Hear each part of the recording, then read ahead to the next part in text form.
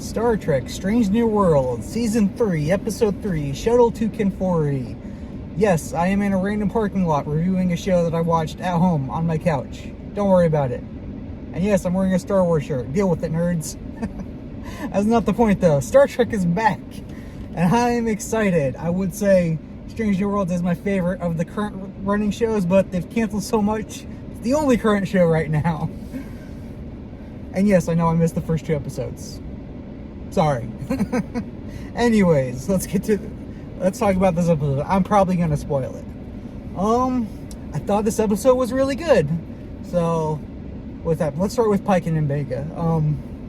So Batel's not dealing too great with the Gorn genetics thing. So Pike and M'Benga have to go to a planet to get a poisonous flower that is in a no-fly zone because of the Federation Klingon War. Both sides decided that they're going to give up the planet. Neither one of them can have it. So they have to go to this planet to get this flower. And what do they find? Zombies.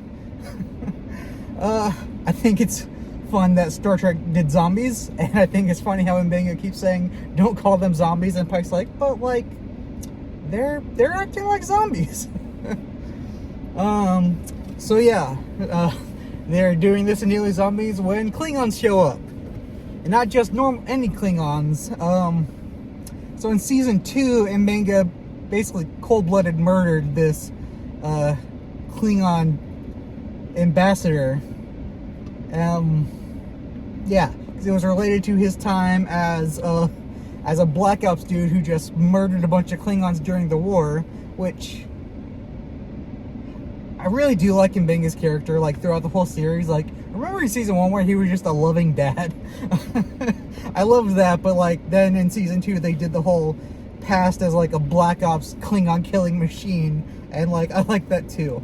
And I really like that they picked up this story beat, because it was, like, it was just kind of hanging there. I really hope they did I was really hoping they were going to do something with it in Season 3, because that was just, like, kind of dark place to leave that storyline.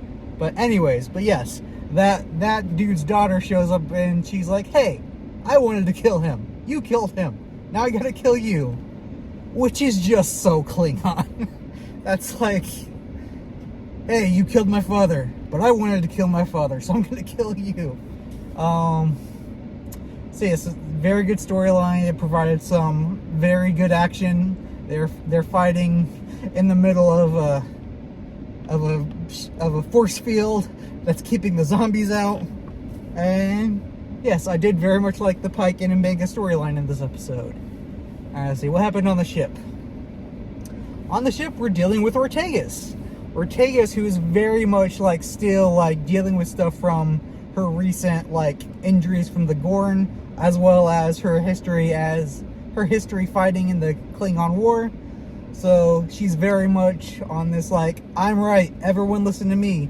Anyone who does not agree with me is wrong. To the point where where number 1 orders not to go with her plan, but then Ortegas forces her to go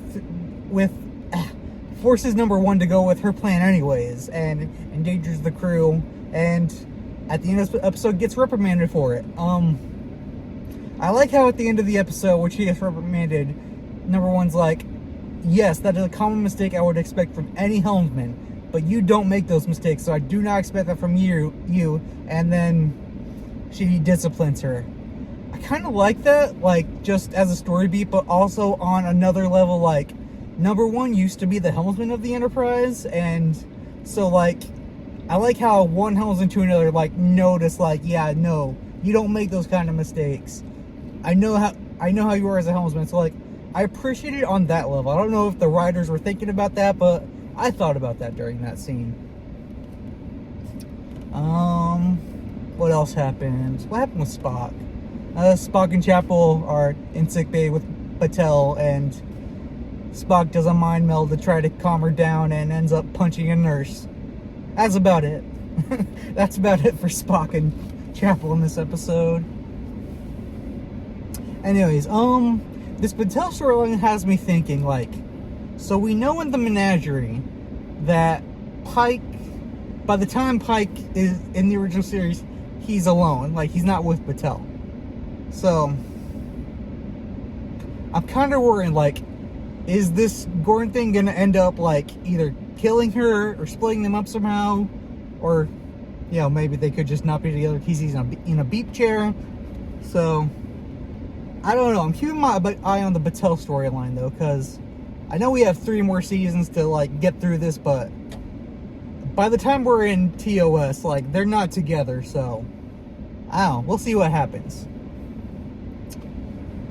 Anyways, so yeah, those are my thoughts on this episode of Strange New Worlds. I'm excited that it's back. I really like this show.